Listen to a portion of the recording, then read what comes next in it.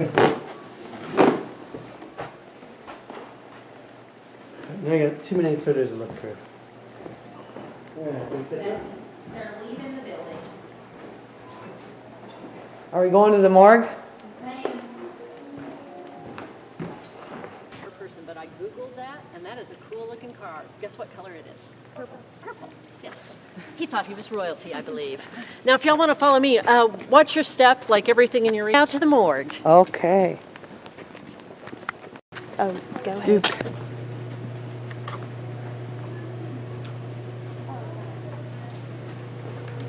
Oh my God, I'm behind.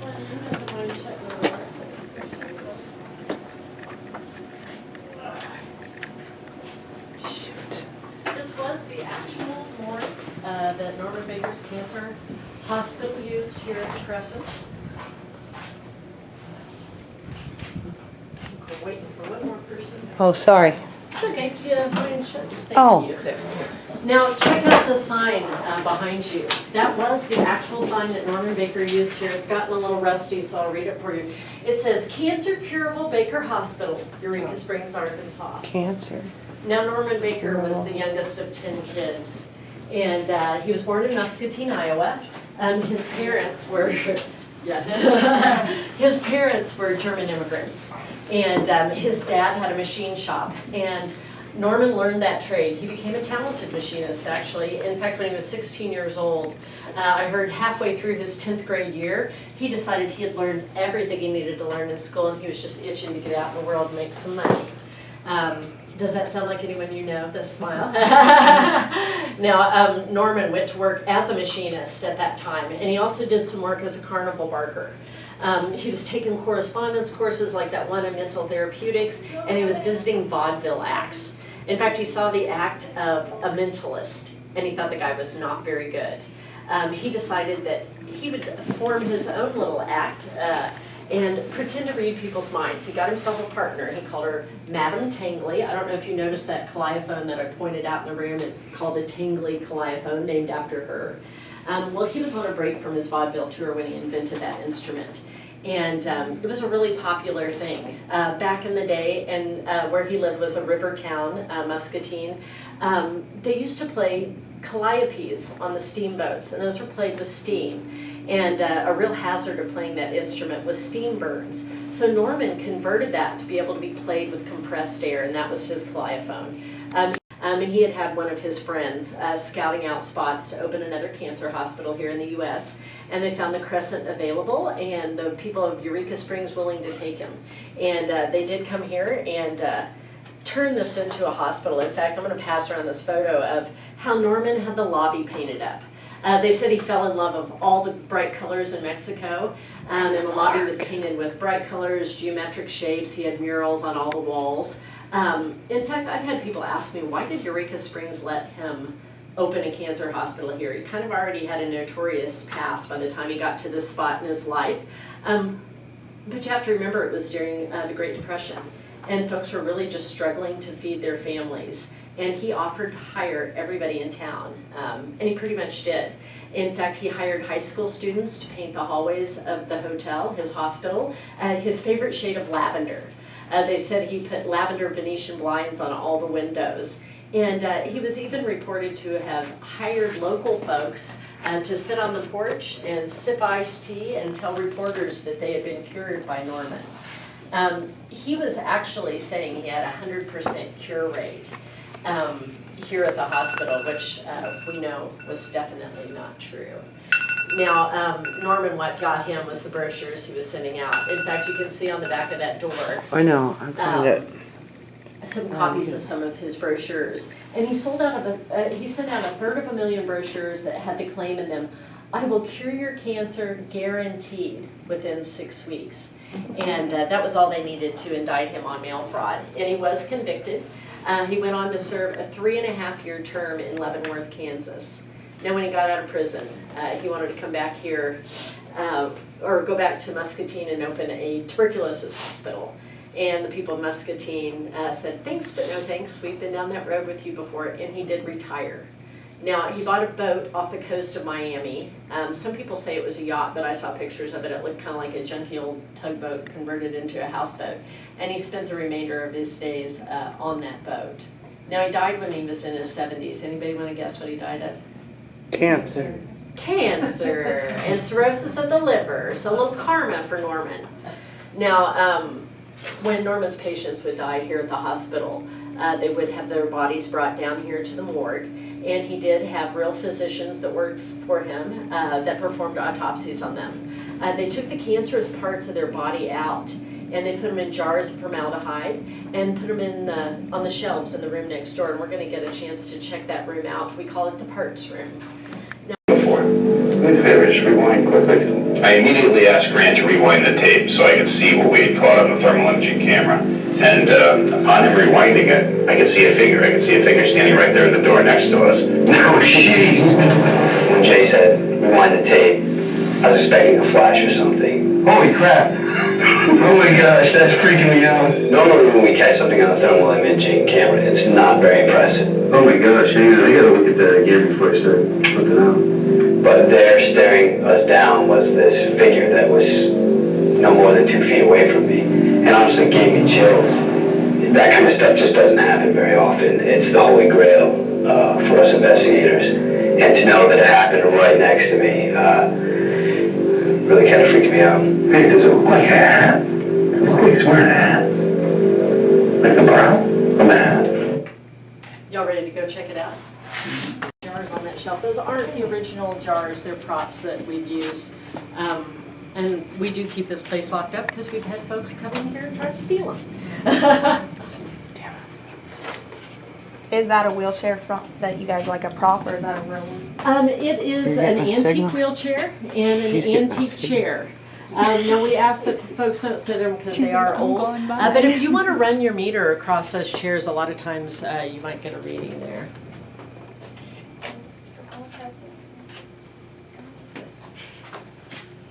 Here it goes. Where's that light? Oh.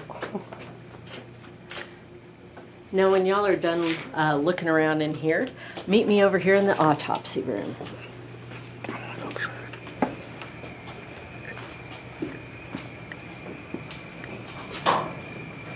Now this room used to be much bigger. In fact, this was one big open room. We didn't used to have this wall here. We built that to have a little office for our Autopsy maintenance room. people. But this was the actual morgue that Norman Baker used. They said that when he admitted folks into his hospital that he personally interviewed each patient and he learned their names, so if he saw them in the hall he could say, "Hey Maid Marian, you're looking good, keep up the mental therapeutics." And it really made people feel special. I mean, everybody wants somebody to know their name. He also asked people questions like, "Do you have any heirs?" And if they said no, luckily he had a form that they could sign and leave everything to him. He was also reported to have folks sign some blank pieces of paper. And when they got too sick to ride home, or sometimes after they were already dead, he would have his secretaries put those signed papers into a typewriter, type up a little letter home saying, "Treatment's going great. Send more money for more treatment." He really was a pretty diabolical guy. Now, if y'all don't mind stepping over to this side of the room, I'm going to open this door. And like I told you when the Eureka Improvement Company built this annex, this level and the floor above us were built for a kitchen. And this was the meat locker. This is where they stored food with big blocks of ice to keep things fresh. Now when Norman Baker used this as his morgue, he also used that as a meat locker. He stored bodies in there. They said if you stack them just right, In you where? put 26 in there. He stored bodies Yeah. in here. Now this is the creepiest room in the hotel.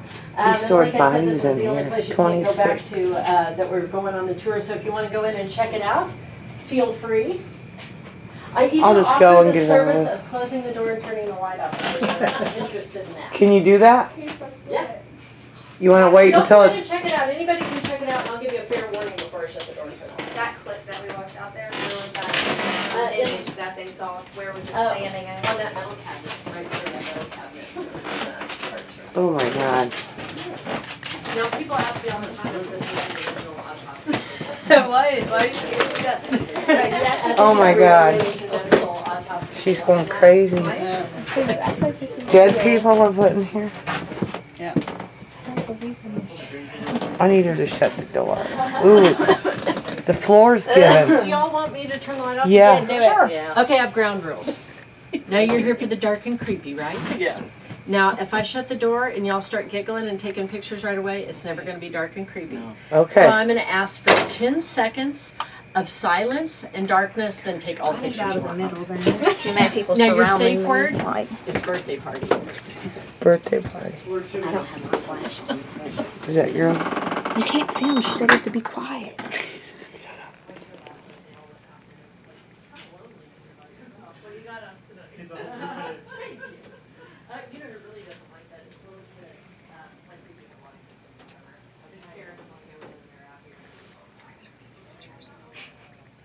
Okay, I got a flash. Mine's not a flash. I just taking pictures.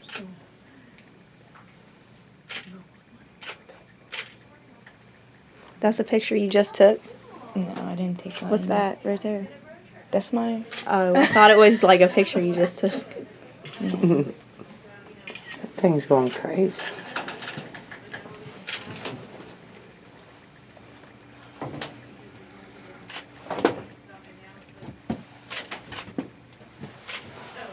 Okay, I'm using flashes. You're gonna be blinded. I'm sorry. I wait, I wasn't even smiling. She locked us in. Birthday party. Here, wait. Just not, no, At birthday least let party. me Say birthday smile. party. I look I cute. mean, I'll wait, I guess. I just was getting I want to take it when she's got that getting flash like on. hot and stuff. Y'all have enough? Just a lot of flashing the whole time. Oh, what we got? No, I kind of think. All right, I want to try something with your meter. Now, sometimes I ask the meter yes or no questions, and occasionally it responds, and sometimes it doesn't. I had a guy on my tour last night that's a professional ghost hunter. That's why I asked you. Who was it? Oh, that's why I asked you. Are you a professional ghost hunter? They're not very fun to take on a tour, let me tell you. But he did ask the meter a question, and he said, if you're a patient, speed up. And it sped up. I usually ask, my favorite ghost is Dr. Ellis. Dr. Ellis, is it you? It's Maid Marian. And occasionally I'll get a response of speeding up or slowing down. One of my friends did a tour before me over Halloween weekend when it was real busy. And she was down here and she said, Dr. Ellis, Maid Marian's coming. And when I came down and I said, Dr. Ellis, is it you? It went bananas. So, and sometimes we can get a reading on the floor. Which I've asked the maintenance guys if there's any electricity under the floor, because this is an EMF meter, it'll make electricity go off. And they say anything above your waist is probably the electricity here, but anything below is probably a real reading. And this is built on limestone, so there's no electricity on the floor.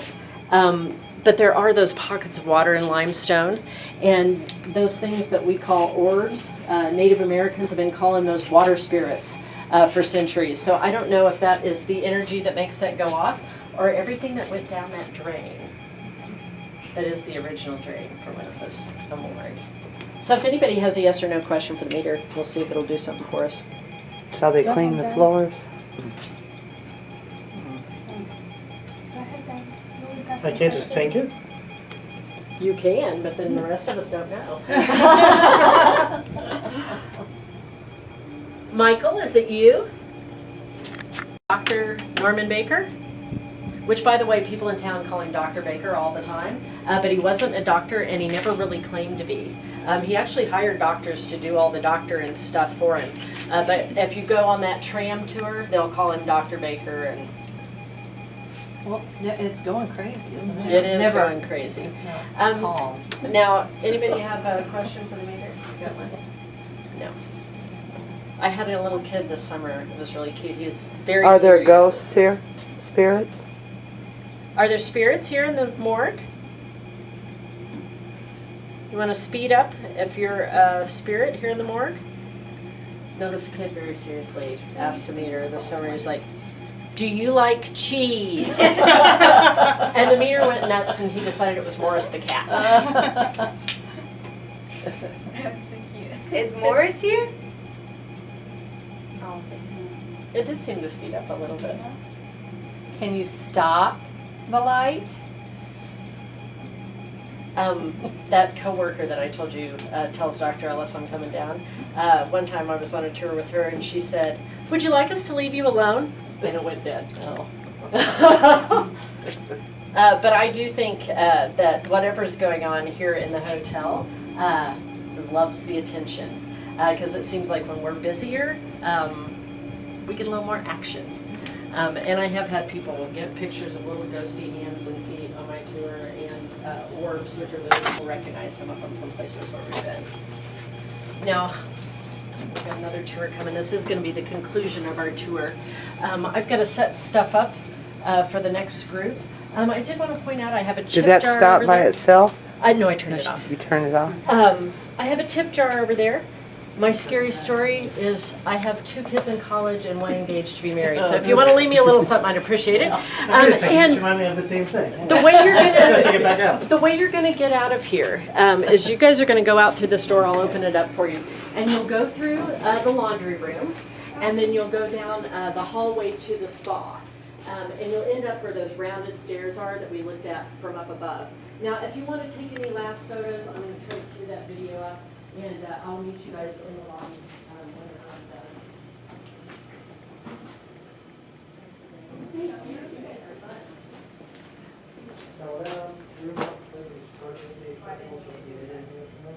It'll be open in the morning at 8. This is probably boring. Yeah.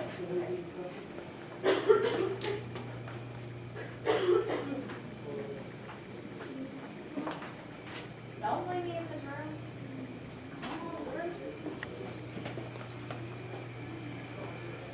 Are we leaving? Yes, we gotta go this way.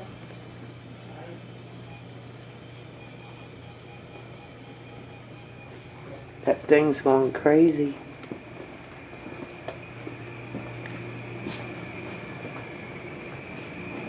Okay, let's go. Let's see the most action.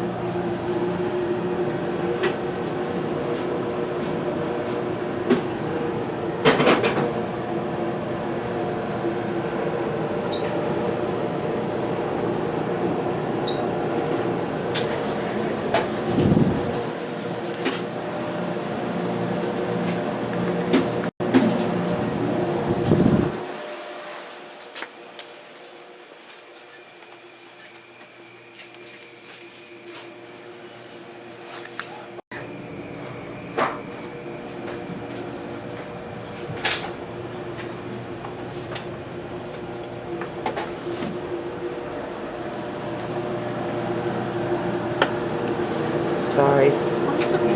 I didn't have it recording.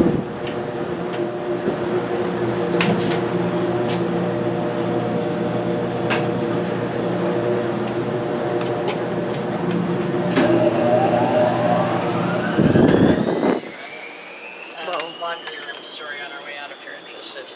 Now the ladies in the laundry have talked about seeing Brecky. And so one of my coworkers gave them a ball and they left it there in the laundry room, and they'd come in several different mornings with the balls in different places. So they do think that, and people have reported seeing Dr. Ellis down there, Norman Baker. So, and all the folks that work in the laundry talk about stuff going on. Yeah, I bet. That'd be fun to work.